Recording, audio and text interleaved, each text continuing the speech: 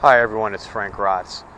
I'm just checking out this little white egret that's sticking its head out. You can hardly see it.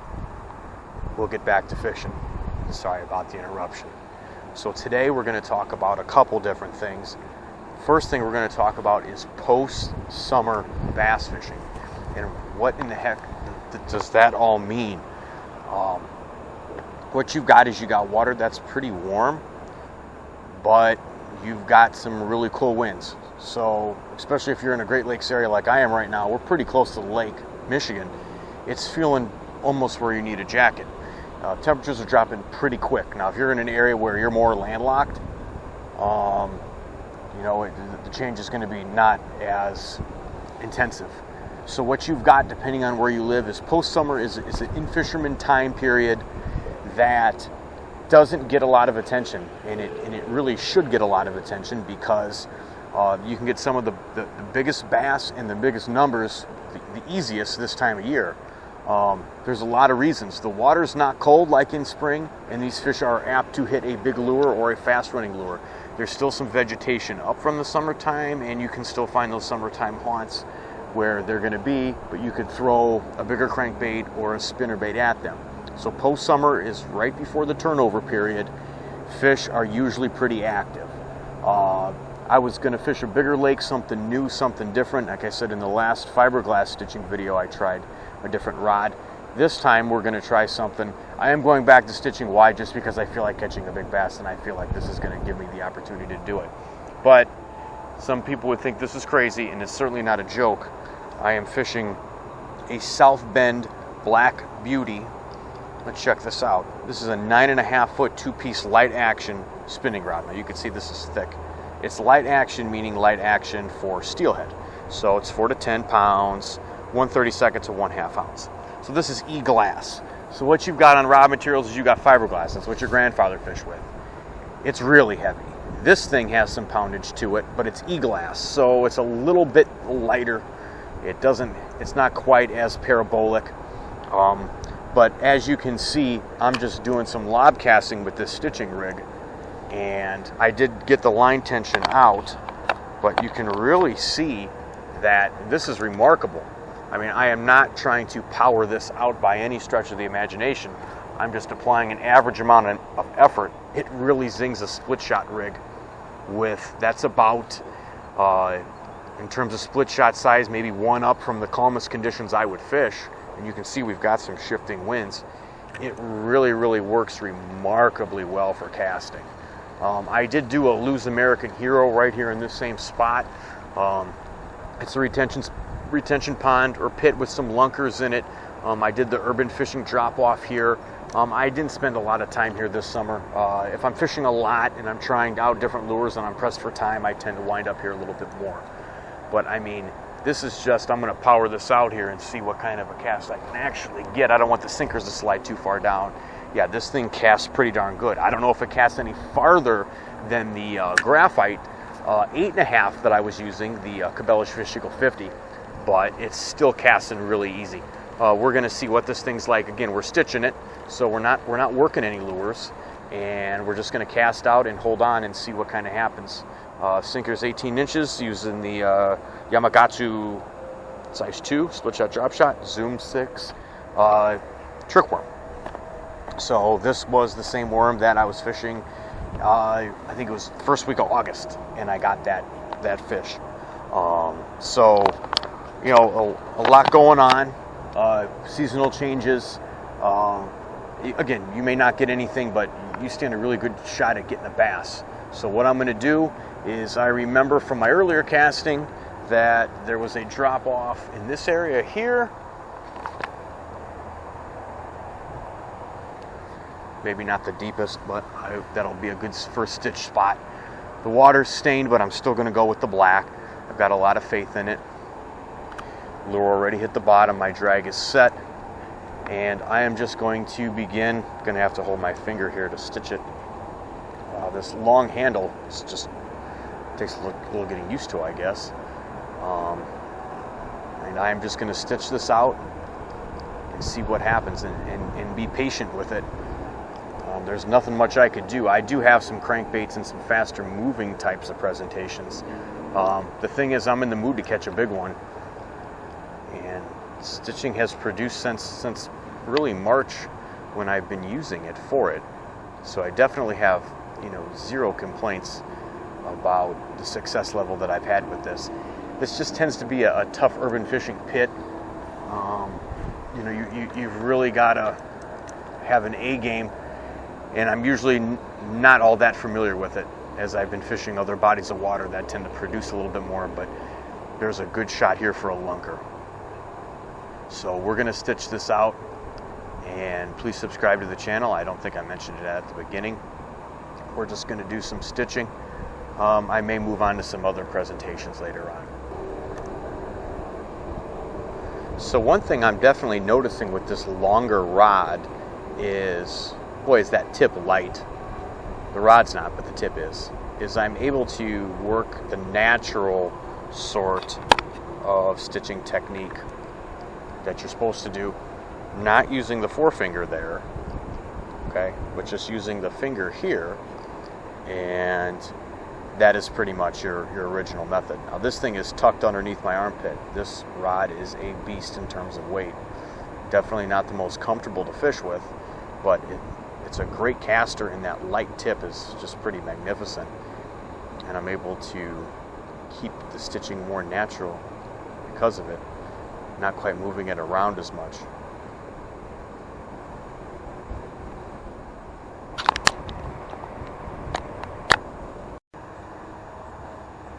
So what I've actually done is I've hit some of the deeper areas and I'm not getting anything, which is normally what I would advocate in terms of trying to get a larger bass. So I'm going to, I've never quite had to do this before because this rod is so long. I'm actually having to move the rod behind me out of the way. I'd hate to whack into a $180 Shimano Crucial Baitcaster. It just wouldn't be very good. There. So what I'm going to do is I'm going to try to hit maybe one of the shallower areas. I'm assuming that the activity level is pretty high. If fish activity was less, I'd probably spend a little bit more time in the drop-offs. And again, my timing is based on not just stitching time frames. Ooh, there's a nice drop-off right there. Not just stitching time frames, but just plastic time frames in general, with stitching just being a modification of that. But one thing with this tree trunk rod that is actually kind of nice is the tip is so sensitive that when it gets on a weed, it actually just kind of hangs there. It's definitely a workout to fish, but definitely interesting from the experimentation end of soft plastics.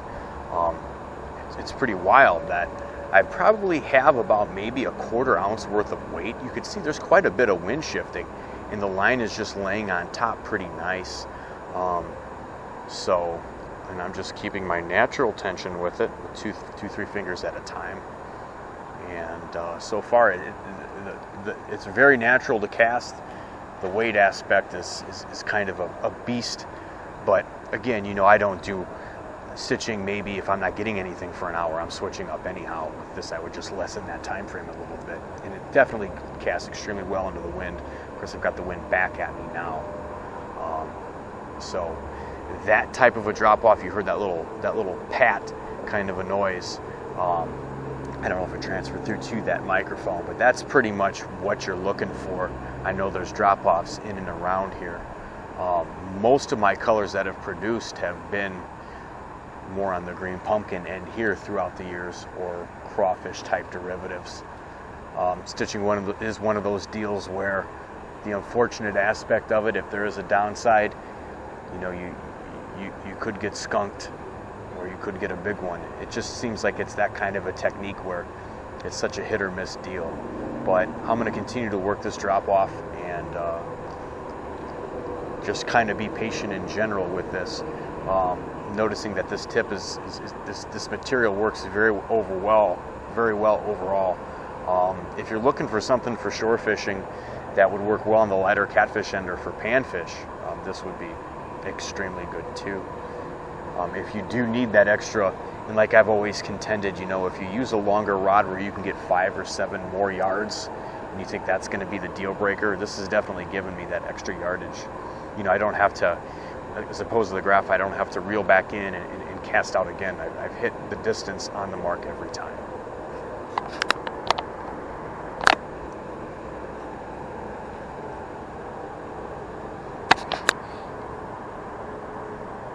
Bad stitching technique.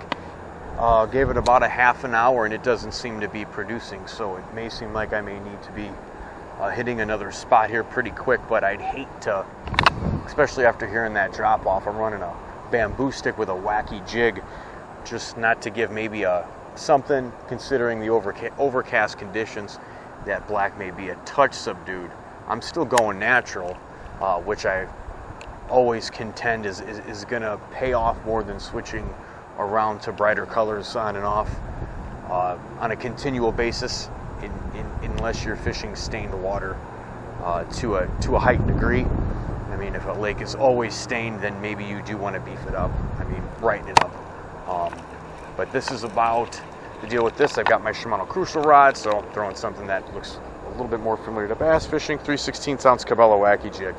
And the bamboo stick weighs about a half of an ounce. This is a crankbait rod, but it's a moderate fast, and it just does wonders. I do very little bait casting. That rod makes me look very good. And this is going to help hit that bottom, make that bottom contact. It's a very consistent bait from probably May to right about now. It seems as the next couple weeks, that time frame for it kind of winds down, but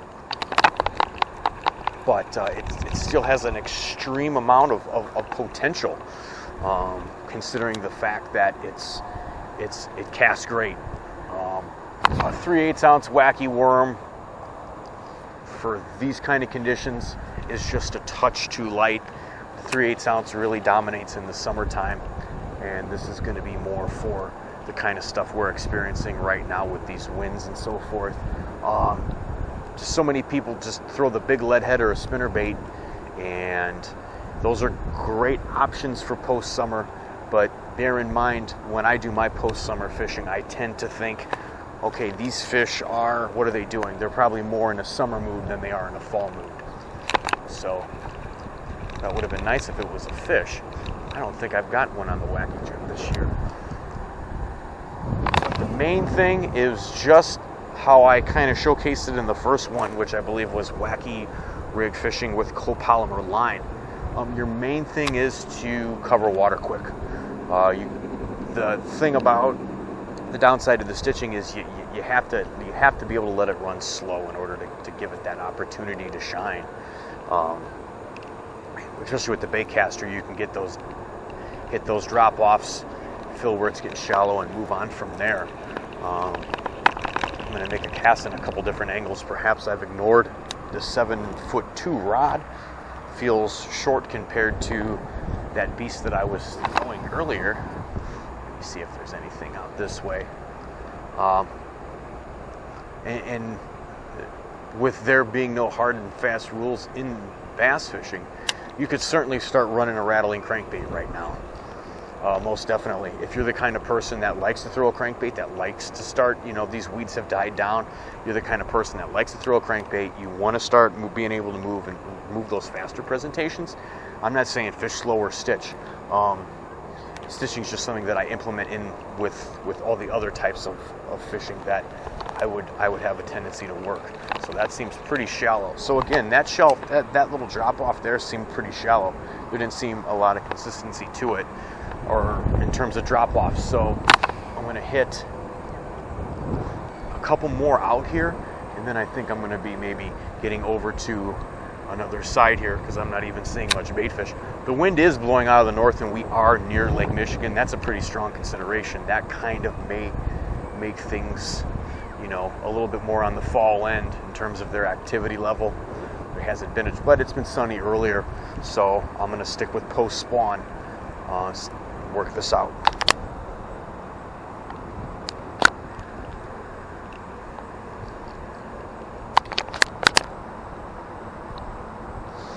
this is precisely why I do advocate high gear ratio reels, as much as I value slowing down at times. You've got a lot of wind, and I've got a 7-to-1, and I'm really trying to hit this shaded edge here, get distance, and hit those drop-offs. And this Dio Alexa does a pretty good job. I'm sure there's smoother reels on the market, but for what I'm doing, it works great. And I'm trying to avoid all that junk to the right. So in essence, and then again, most of this stuff, if you're using a depth finder, you can just visually see that it's shallow. You're really not spending a lot of time with a heavier lure so much. Maybe make a shorter cast right there and see what I can work out. See if I can't get something to work here. All the conditions seem awfully favorable too. Oh, that's a mud pile, weed pile. All the conditions seem pretty favorable too. Let's take a look. Oh, well, that's what we're looking for. If you're watching my channel and you're newer to bass fishing, all that kind of stuff, green vegetation is pretty much the mark. So if I'm in and around the right area, I'm going to explore that, probe that a little bit more thoroughly, and see if I can't make something happen.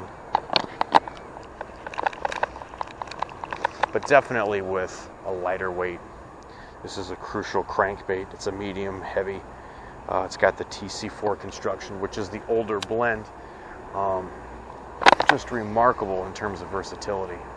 I can throw anything with this spinnerbait crankbait. Really, while writing the In-Fisherman rod article that I'm working on, these moderate fast rods, which just didn't exist years ago, really, it just upped the ante in terms of versatility. If you're like me and you throw spinning more than casting, you can just carry that one rod in your outfit. But this is definitely one of the most enjoyable rods I think I've ever fished with. So there's your reason, there's your rationale right there for using higher gear ratio. And even something like an 8-to-1, or I kind of chuckle when someone's wanting to throw like a 9-to-1 or even an 8-to-1. But I mean, if you're targeting this type of stuff, it can really be almost a necessity and not an option if you are spending a greater deal of time on something like this. I'm just kind of forced to fish this shaded edge because my arm's getting burned out from the stitching.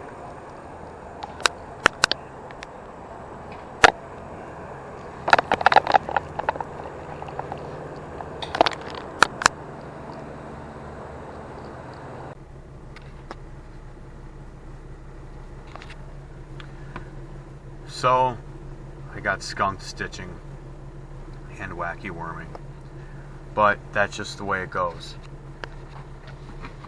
Had to go out and try it. But what I wanted to do is I wanted to dedicate this fishing video to all our family that put up with our obsession, which is fishing. We understand it, they don't. But I also wanted to say that I lost a family member. I had a cat that was almost 24 years old. She was probably around 23 years old, 9 months, a calico named Peanut. She passed away on Saturday, 8/12. And I really didn't have a good answer. So think about your family when you go out, and just tell them that they need to get out of the way and you're going fishing. Take care, everyone. Have a great day. Please subscribe to the channel. It's been a blast so far.